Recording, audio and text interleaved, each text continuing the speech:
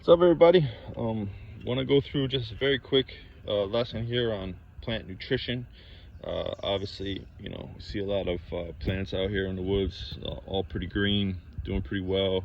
But nutrition sometimes can limit a plant's growth, can stunt it, just like a human being can have deficiencies. So we need to have like a pretty good understanding of plant nutrition. And I guess the best way to start on that would be to look at the soil. So what I'm going to do here is just dig out a small portion. Let's see if we can't get this out. All right, so we got a small little slice of soil here. Okay, and you can see how dark and rich that soil is. Pretty compacted. Okay, and we start breaking this soil up. You can see that there's different material that makes up the soil. There'll be different insects in there.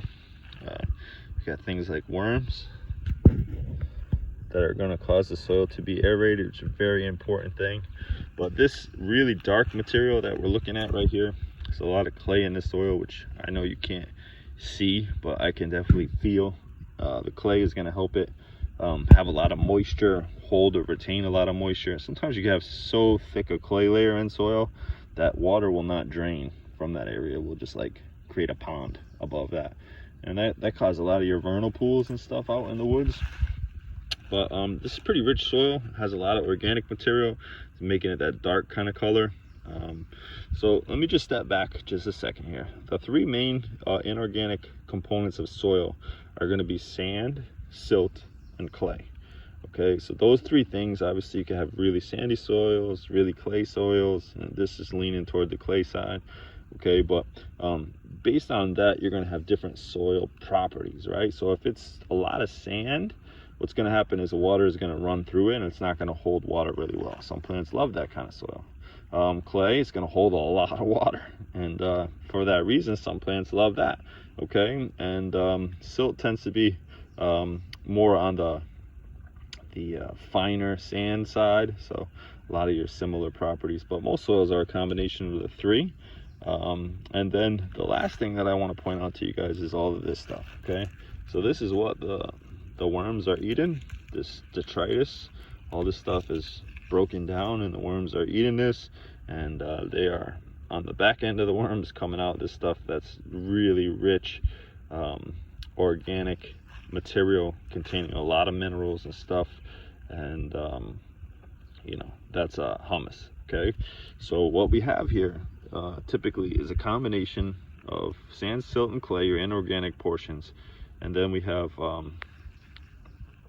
the humus, which is the organic material.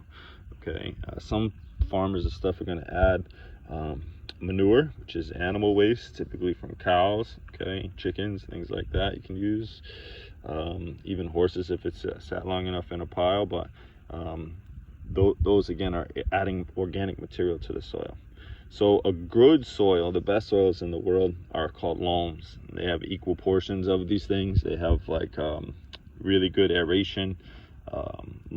Screen loam is some of the best soil that you can get. Okay, but anyway, this soil right here is going to have different minerals inside of it: magnesium, zinc, iron, all the different things that dirt has in it. All those different minerals, and because we live so clean, it's kind of interesting that we have most people have a vitamin B deficiency because of the lack of dirt that's consumed in our food.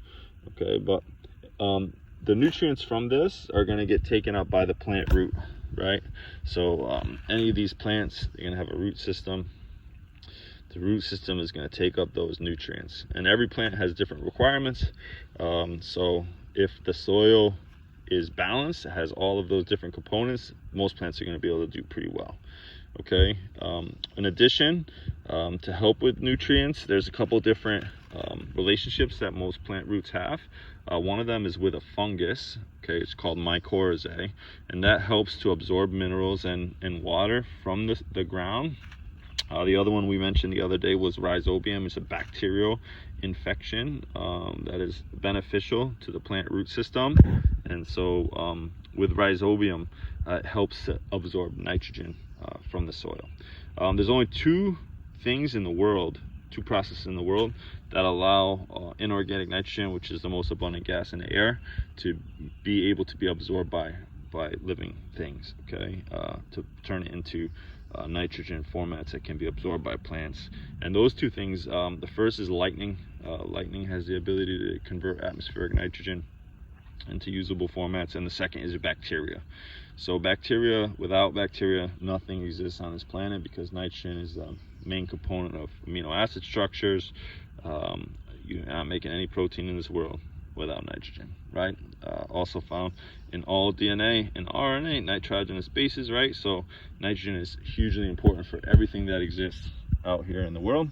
And plants exploit that by utilizing some of those bacteria, the rhizobium bacteria, in their root systems to really absorb or make sure they have plenty of nitrogen around them.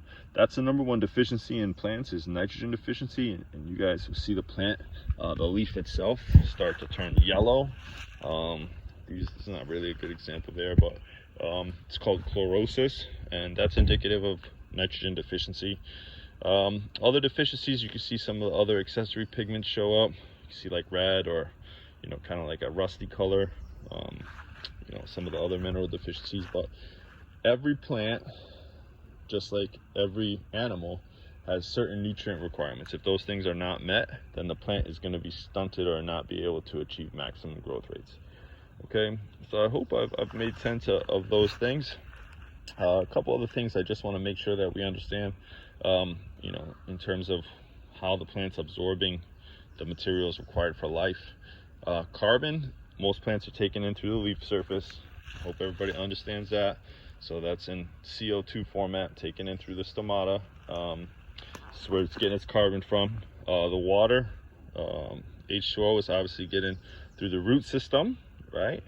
All the rest of the minerals are coming from the soil, okay? So a lot of times what will happen is we have to add things to the soil to increase crop yields or increase plant growth.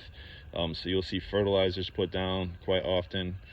Sometimes you'll use cover crops like your legumes, alfalfa, things that grow quickly and will deposit a lot of nitrogen in the soil. They'll use that like after they just grow corn, throw in a quick cover crop, till it into the soil, and then that increases the soil nutrition. Plants can have deficiencies, which I've already explained. You guys should be familiar with rhizobium and mycorrhizae and their roles in plant nutrition. And yeah, I think that's about it.